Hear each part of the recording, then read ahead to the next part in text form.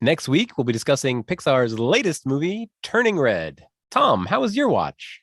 Well, this was first watch for me because this movie just came out. It was fine. I think I maybe struggled with this more than other people in this conversation. It's a very, very energetic and very busy movie. And I found that kind of level of energy to be somewhat tiring after a while.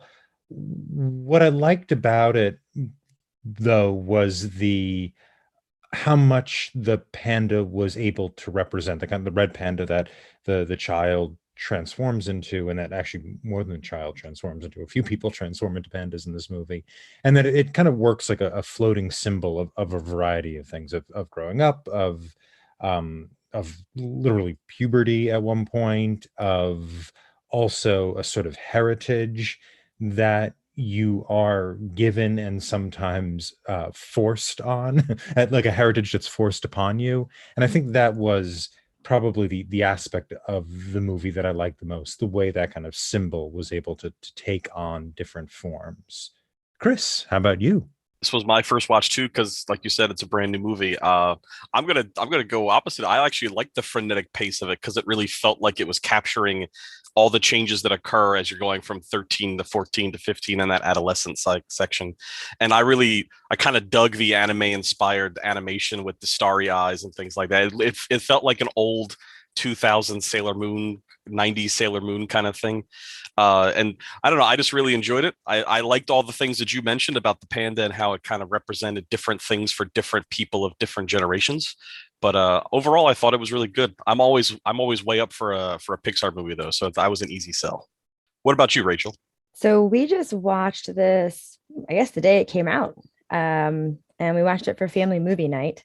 But I was a bit confused of what platform it was on. So I searched for it a couple times on Netflix and was very disappointed when I couldn't find it and thought I had the date wrong. And as my daughter walked through the living room and she stared and watched me and asked what I was looking for, and I told her and asked why I was looking for it in Netflix, she eventually pointed out it was on Disney.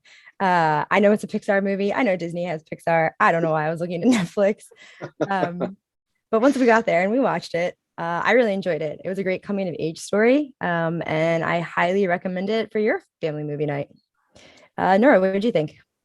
Um, I had a very similar watch experience. We did it for family movie night with our three girls.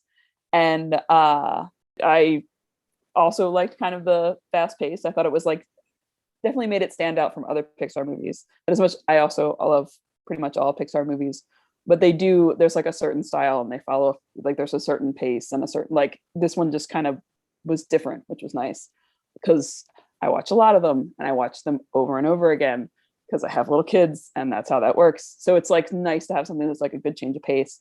And I mean, watching it with three daughters, like I really very much enjoyed the whole like mothers and daughters, like a lot of the, like sometimes there's arguing and there, like all of that kind of tension, but then you still love and care about each other and will do anything for them, kind of like all of that. I feel like it balanced humor and like sentiment very well. What did you think, Andy? I thought it was particularly fun watching it with our kids, and our oldest daughter is about to turn 11, so she's a little bit under the the target panda age here, but approaching pandadom,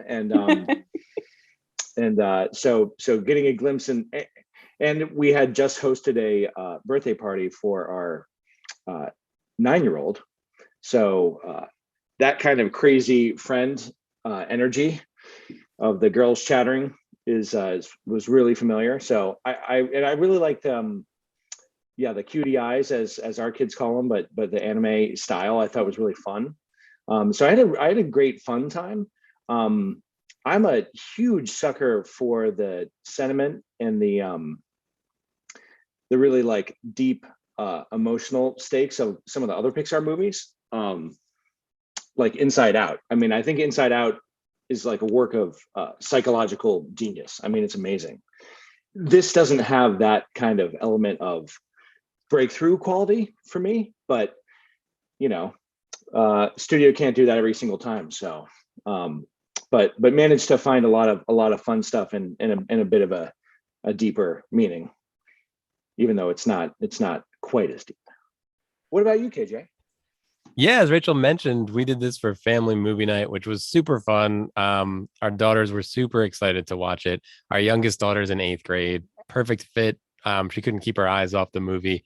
One of the fun things for me was every time the dad in the movie did something, I'll say impressive, the girls turned and pointed to me. Oh, he ate a donut just like you would eat a donut. Oh, yeah, a donut. Yeah.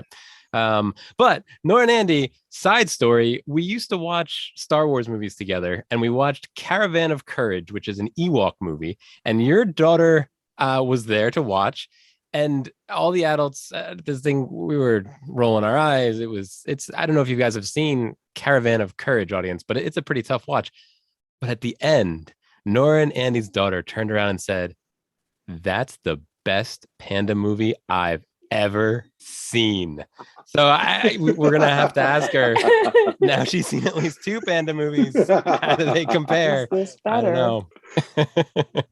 But really enjoyed the watch. Fun movie. It is interesting that it was kind of anime-ish. Especially Luca was also very anime-ish. But Turning Red is available on Disney Plus at the time of this recording, and probably for as long as Disney Plus will exist. And we'll see you next week.